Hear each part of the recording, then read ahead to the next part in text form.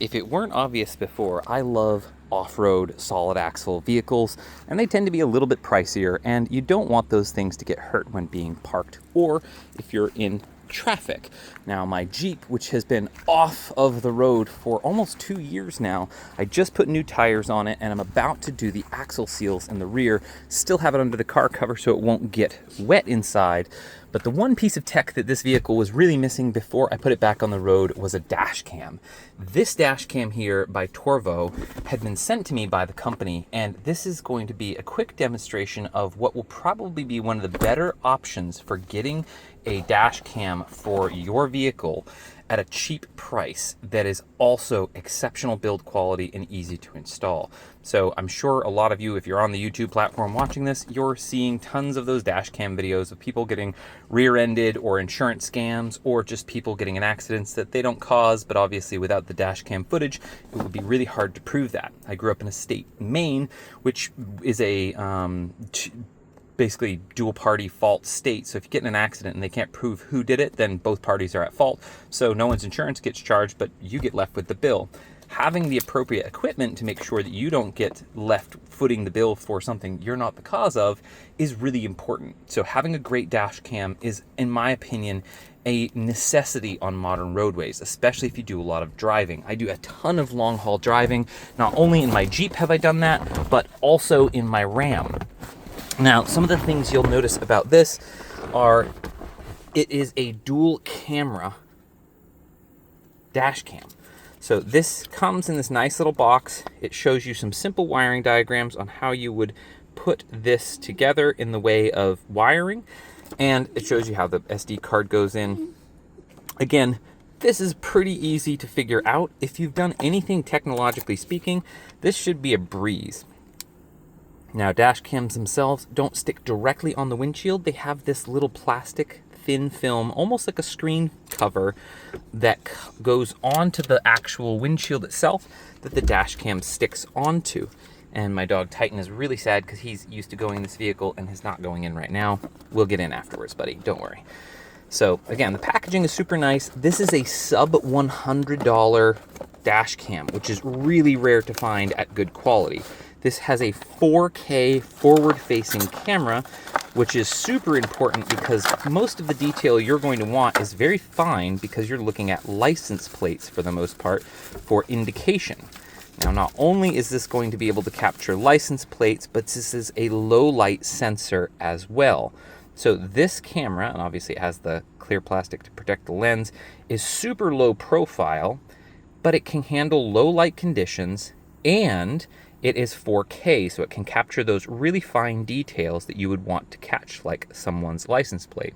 There are some buttons on the bottom with a speaker, and you'll also get this really nice widescreen screen on the back. That screen is going to give you all of the readout information about the camera itself, and a pivoting arm at the top for the attachment to be able to stick to the windshield and have the camera mounted facing forward.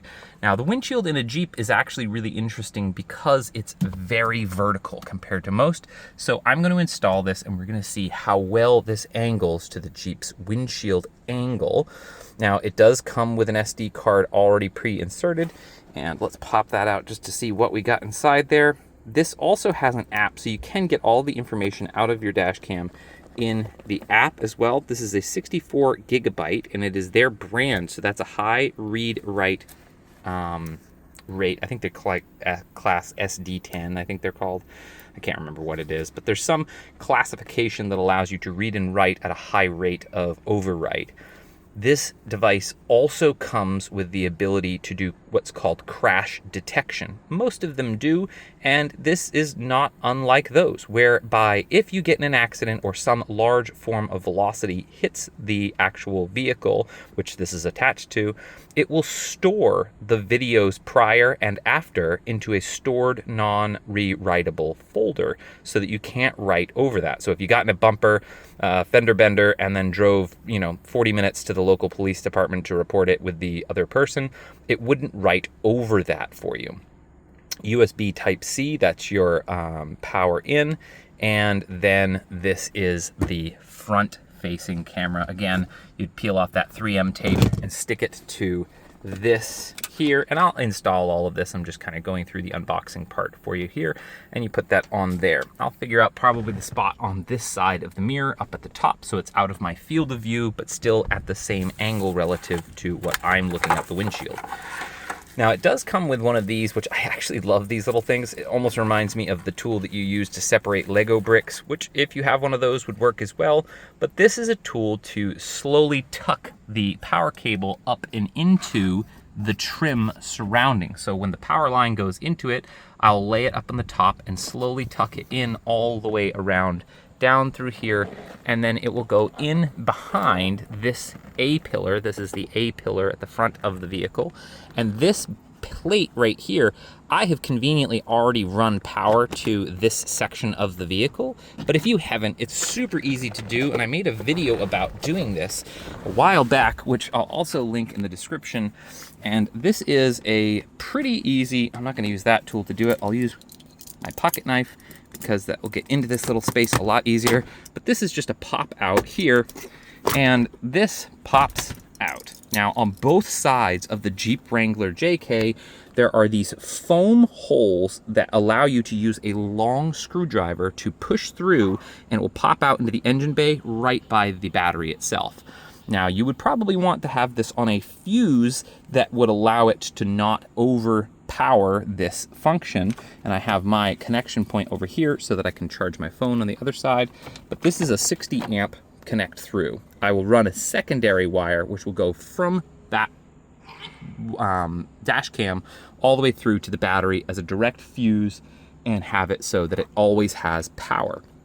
But if you're in a Wrangler and you're looking for a place to plug it in, this little panel pops right out like I just did there. Use a little knife, it's all these little clip pins, super easy to access, and that's where you would get it in. Now, obviously, like I said, you'd be using this tool to tuck the wire to get to that point. Now that we've talked about the top side of this, there's going to be a little bit more of a tricky run when it comes to the Jeep for the rear-facing camera, because the top on a Jeep comes off. If you've ever been in a Jeep, you probably realize that topless life is very common. So this one will be a little bit trickier, and the fact that the back window itself is movable. The back window folds up and down. So this will have to have enough elastic function to the way I put a loop in the cord to make sure that I do not have any tension that will make it so when I open the back window that it pops this off of that window. Now the back facing camera on this is a 1080p camera, still has night vision, or the enhanced night vision mode, which allows it to see low light conditions, and that is super helpful. It does come with this, so if you're not hardwiring your actual dash cam in, you can use what is oddly a cigarette lighter or accessory adapter, and this will power that device. Now, you can change the way that these DC power outlets are powered in the Jeep. There's a fuse that allows you to change whether this is constantly on power or power only when the ignition is on. So you do get to choose which one of those two it is. So I'm gonna do an install of this, and what I'll do is install the whole thing. Super easy to do. You would want to just obviously, like I said, mount the front one, find the perfect location for the back-facing camera, and then run all of the power to it once everything is connected. Now what I'm gonna do is install it, and I'll do another video with the quality of the camera itself so you can see what that looks like, and so you can understand how good the night vision is. But obviously this one, I wanted to just show you the product itself so you could get familiar with this particular product, which I think for the dollar value and the quality of video is probably the best buy when it comes to getting a dash cam in your vehicle. Let me know what your thoughts are down below. I'll put a link in the description for this specific product, and if you have any questions, put a comment down below.